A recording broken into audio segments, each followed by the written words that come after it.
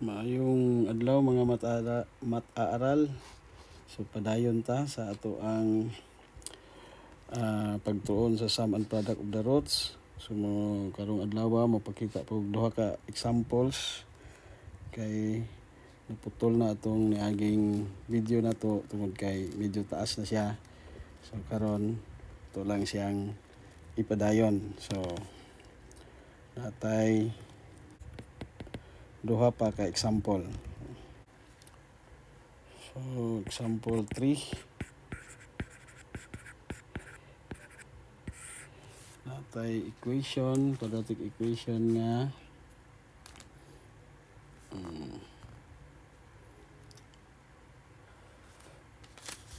2x squared ang iyang giingon, iyang ato ang pangitaon. Find the roots. No? Find the roots of the quadratic equation 2x squared plus 10x minus 24 is equal to 0 using the sum.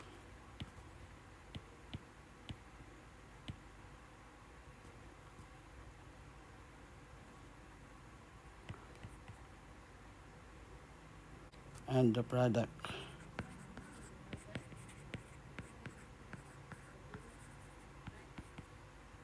of the roots.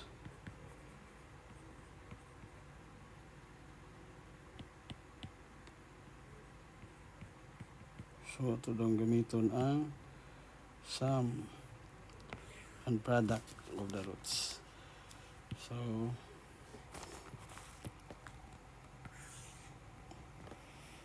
good ta. So para sa sum, ang atong equation x sub 1 plus x sub 2 is equal to negative b over a. Para sa product, atong equation is x sub 1 times x sub 2 is equal to positive c over a. So nahon na to ang sum.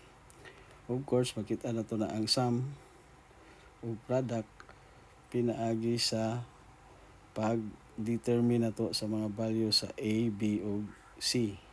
So ang ato ang a is equal to positive 2.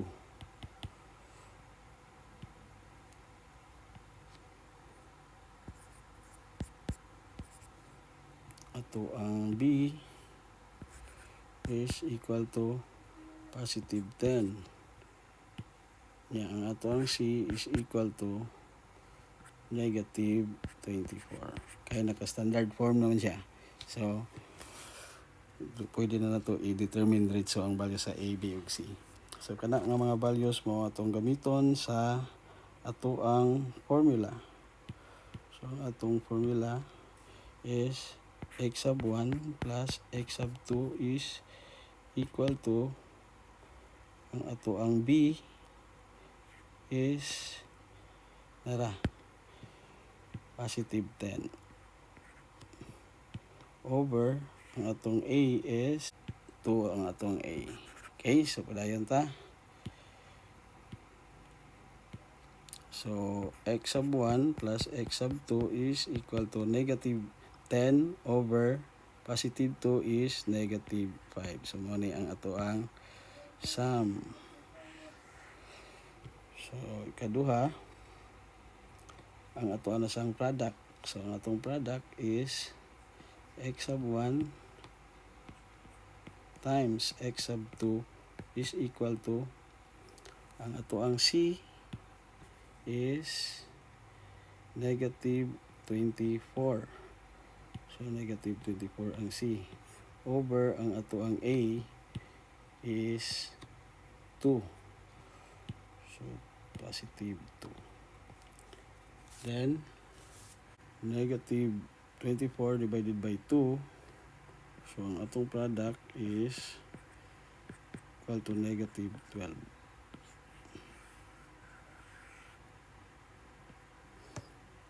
Okay. So karon ato nang pangitawon ang roots pinaagi aning sum ug product. So mangita ta karon og value, duha ka number nga kung atong i-plus mo gawas ang negative 5. Kung atong i-multiply mo gawas ang negative 12. So atong ilista ang atong natun-an dito sa lagi natong video, no, basta negative ning last term, positive ang middle term, buot pasabot ang duha ka roots nato dili pares og sign. Okay, so mayong buntag mga mat-aaral. Padayon na to ang ato ang video about sa sum and product of the roots of quadratic equation. So karon nga adlaw mudugang tag duha ka example sa ato ang sum and product of the roots of quadratic equation. So example 3. Find the roots of the quadratic equation.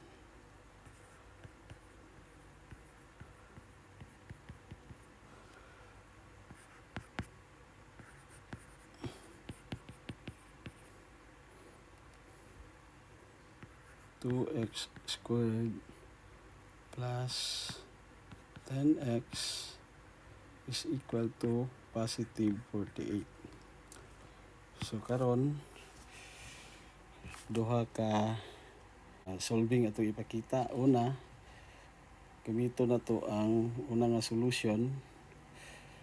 Gamito na to ang concept sa sum o product sa roots sa quadratic equation para makita natong roots.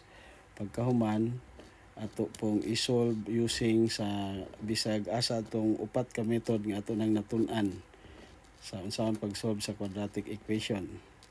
So pili lang ta dito asay fit gamiton. Pwede ta mag-extracting the square roots, factoring, by completing the square or using the quadratic formula. So unahon sa nato ang concept sa sum and product of the roots.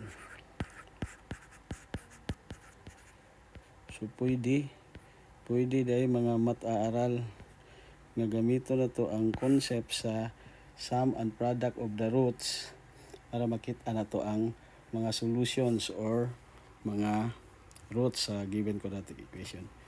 Of course, ato lang yung i-make sure nga ang ato ang given quadratic equation naka-standard form kay para dili ta masayop sa atong pagpangita sa value sa A, B ug C.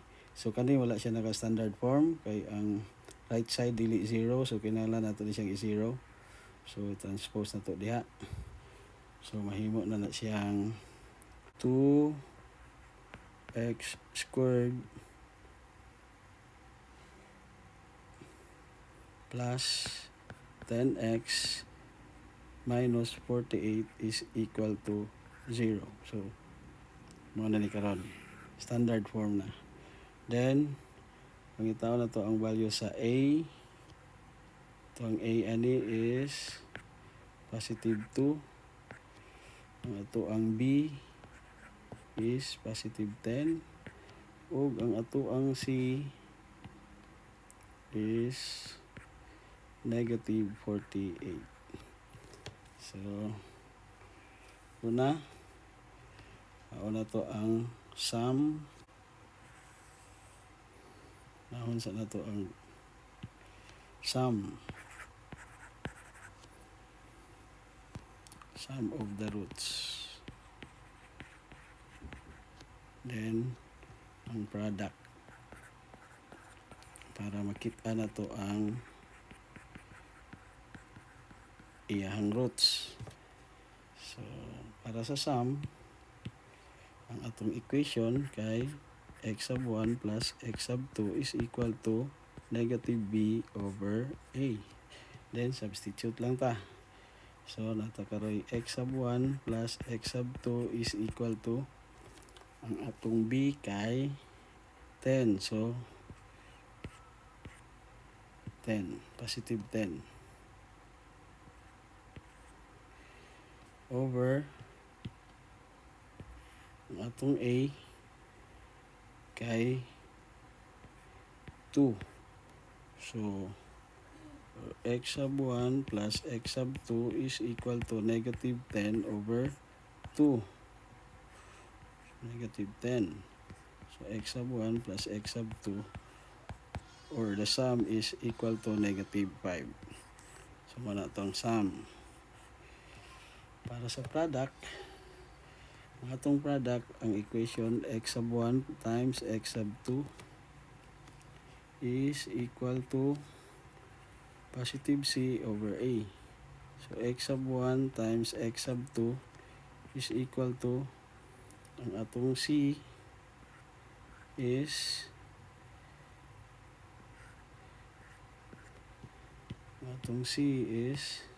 negative 48. So negative 48.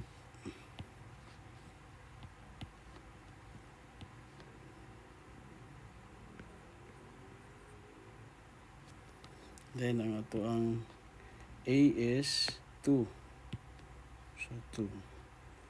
So simplify, x sub 1 times x sub 2 is equal to negative 48 divided by positive 2 is negative 24. So ang atong product is negative 24. Karon mangita ta og duha ka number atong roots mo na atong roots mangita tag duha ka quantity nga kung atong i-plus negative 5, kung atong i-multiply negative 24. So pwede ang negative 8 and positive 3. Okay, atong testingan, negative 8 times positive 3 is negative 24. Negative 8 plus positive 3 is negative 5. So mauna na ang ato ang mga roots. So mabalaan na to na kung ato na siyang i-check. I-check na to diri. X sub 1 plus x sub 2 is equal to negative 5. So x sub 1 na to kani. So negative 8 plus x sub 2 is 3 equal to negative 5. Negative 8 plus 3 is negative 5. So nagsatisfy siya, bot pasabot. Tama. Kani sa product, x sub 1 times x sub 2 is equal to negative 24.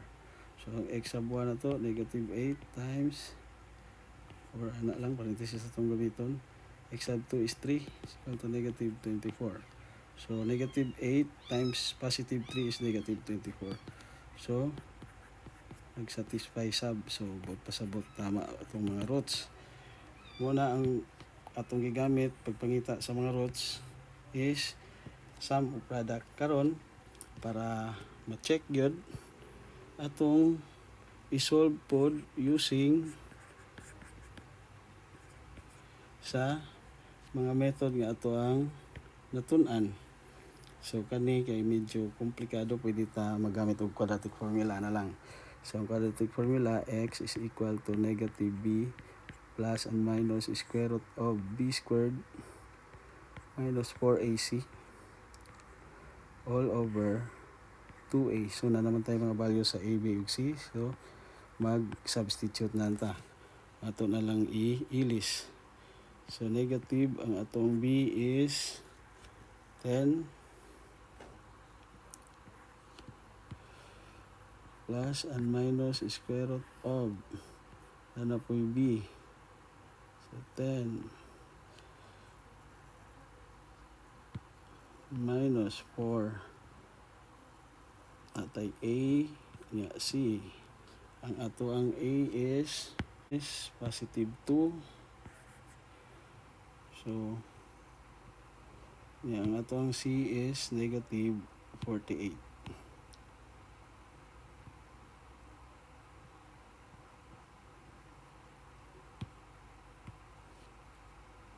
All over 2 times na napoy A. Ang atong A is positive 2. Then simplify. So x now is equal to negative times positive 10 is negative 10 plus and minus square root of 10 squared, that's 10 times 10 is 100. So negative 4 times 2 is negative 8 times 48. So negative 8 times 48, 384. Plus, so 4 times 2 is negative 8 times negative 48. So 400 minus 16 is 384. All over 2 times 2 is 4. So x is equal to negative 10 positive negative 100 plus 384, that's 484 over 4. So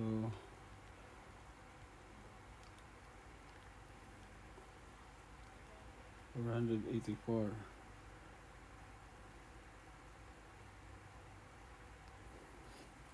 So natakaroy x is equal to negative 10 plus and minus square root of 484 is 22 all over 4.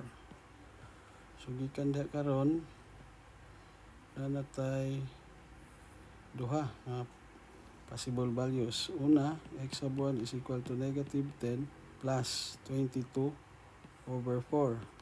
Kaduha, x sub 2 is negative 10 minus 22 over 4.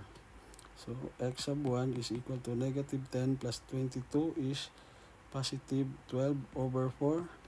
So x sub 1 is 12 divided by 4 is positive 3. Then ang ato ikaduha, x sub 2 is equal to negative 10 minus 22 is negative 32 over 4. So x sub 2 is equal to negative 8. So tama ang ato ang nakuha nga mga roots, negative 8 o positive 3. Tara. So pwede dahil gamiton ang sum and product of the roots para makita na ang mga roots. Okay, so last example, mga mata-aral. Example number 4. Mao gyapon ang atong gamiton. Duha ka solution. Ang isa concept sa sum and product of the roots, ang isa gamitan nato og method sa pag-solve quadratic equation. So example 4, natay 2x squared minus 9x plus 4 is equal to 0. So standard form na. So dali na lang ang ato ang pagpangita sa a, which is equal to positive 2. Ang ato ang b is equal to negative 9. Ug ang ato ang c, which is equal to positive 4. So gikan diha karon ato siyang gamitan sa ato ang una ang sum of product. So solution 1.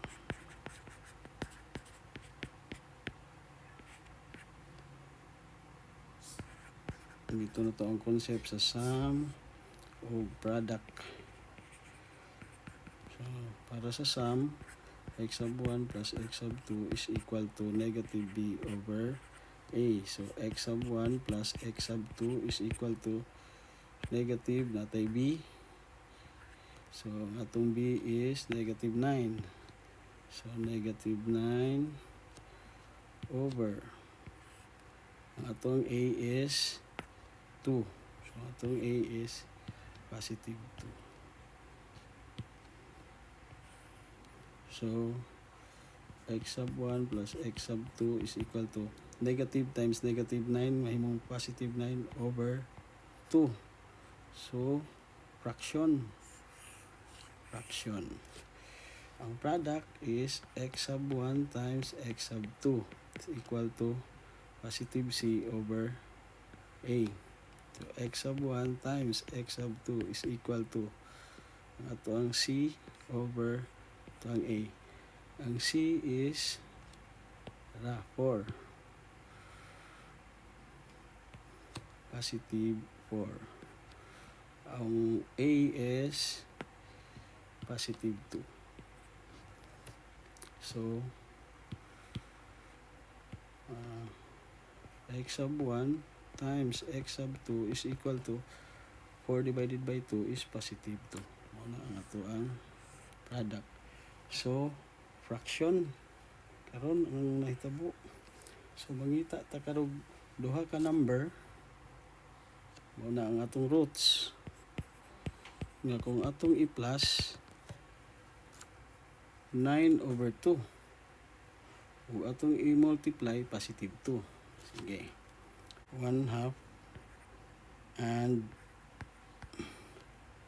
4 muna. Muna ang duha ka mga quantities nga kung atong i-add mo gawas ang 9 over 2, kung atong i-multiply mo gawas ang positive 2. Sige. So para dili ta maglibog, note nga ang positive 4 kay equal na siya sa 8 over 2. So muna siya itong gamiton kanisa, itong gamiton para sa sum. So ang atong equation sa sum, itong i-check, x sub 1 plus x sub 2 is equal to 9 over 2. So ang x sub 1 na to mo ni 1/2 plus x sub 2 4. So kanisa atong gamiton kay equal na sila 8 over 2 is equal to 9 over 2. So since pareha sila og denominator, pihawon lang nato ang common denominator niya, i-add na to ang numerator. 1 plus 8 is 9 is equal to 9 over 2. So true. Pasabot na satisfy niya ang atong equation. Ito na pong testingan ang product. So ang product is x sub 1 times x sub 2 is equal to 2. So ang ato ang x sub 1 is nara 1/2 times 8 over 2 or kanina lang 4 equal naman sila, is equal to 2. So ano siya, automatic denominator na 1. So numerator times numerator, 1 times 4 is 4, 2 times 1 denominator times denominator is 2 is equal to 2. 4 divided by 2 is 2 is equal to 2. So true. So buot pasabot ang ato ang roots nga 1/2 of 4 are correct. Karon ato siyang isolve using ang any method sa pag-solve sa quadratic equation. So sa inindot nga gamiton. So quadratic formula lang gihapon kay ang atong value sa ang ato ang mga kining sani mga nanatay value sa A, B, ug C. So substitute na ito dito sa formula. Sige. So quadratic formula is x is equal to negative b positive negative square root of b squared minus 4ac all over 2a.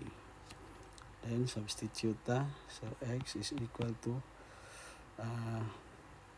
ang ato ang b is negative 9. So that's negative negative 9.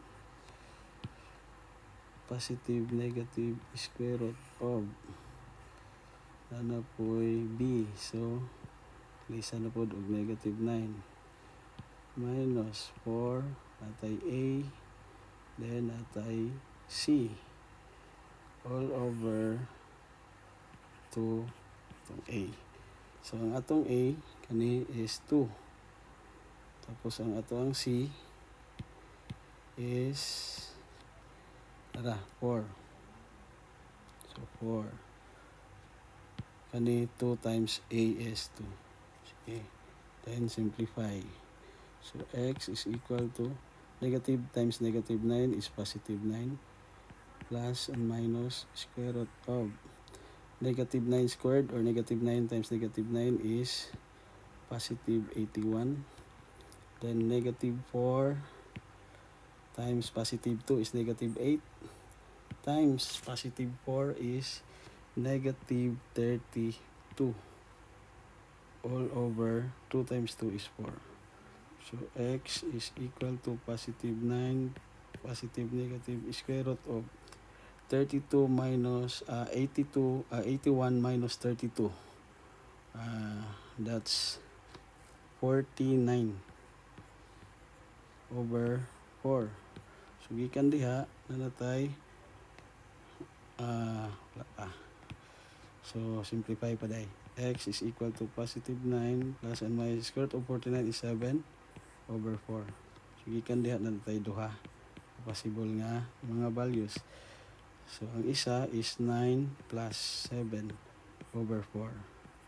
Ang isa is 9 minus 7 over 4. So x is equal to 9 plus 7 is 16 over 4. So our x sub 1 is equal to 16 divided by 4 is positive 4.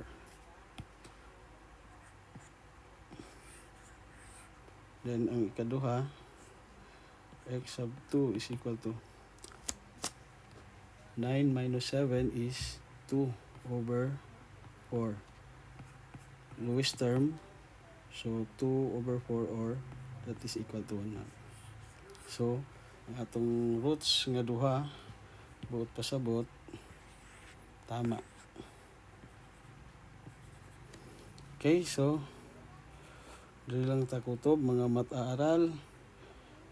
Naot nga atong napakita kung unsa ang gamit sa concept sa sum and product of the roots of quadratic equation, o natay napupo nga mga bag-ong impormasyon karong adlaw.